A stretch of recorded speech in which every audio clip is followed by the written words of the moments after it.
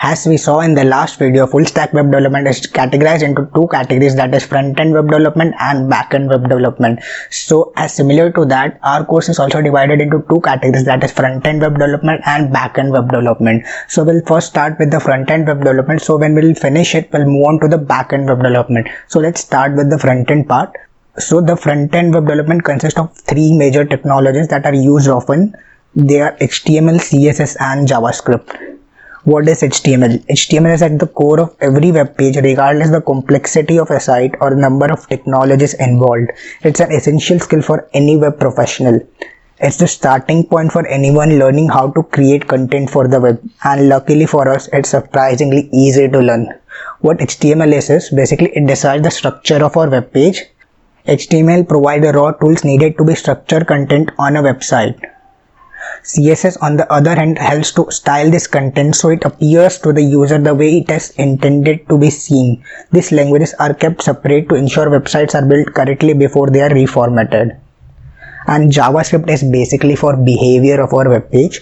JavaScript is a logic-based programming language that can be used to modify website content and make it behave in different ways and respond to a user's actions. Common uses for JavaScript include confirmation boxes, call to actions, and adding new identities to existing information. So the one-word description for each technology will be: HTML is for structuring our web page, CSS is for designing our web page, and JavaScript is used for behavior of our web page. So let's dive deeper into each of the technologies. So let's first start with HTML. So what the first question is, what does HTML stands for? HTML stands for Hypertext Markup Language, and what it does. It is used to design web pages using markup language. HTML is a combination of hypertext and markup language. Hypertext defines the link between the web pages, that is when the two web pages are linked to each other, and the markup language is used to define the text document within the tag which define the structure of web. That means there are different types of tags in HTML, which is H1, H2, H3 till H6, and there are different paragraph tags too, also line breaks and all.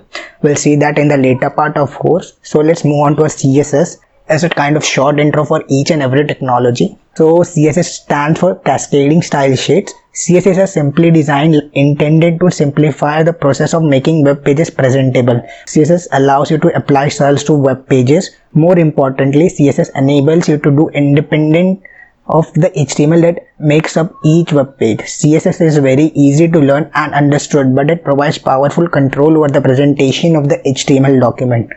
So basically styling of our web page in shorter words. So our next technology is JS. So what does JS stand for? JS stands for JavaScript. So what it does is, JavaScript is a cross-platform object-oriented scripting language used to make web pages interactive. There are also more advanced server-side versions of JavaScript such as Node.js. Node.js is basically used on the back-end part. We will use JavaScript in our front-end for the behavior of our web page, and Node.js will be used in the back-end for the server part.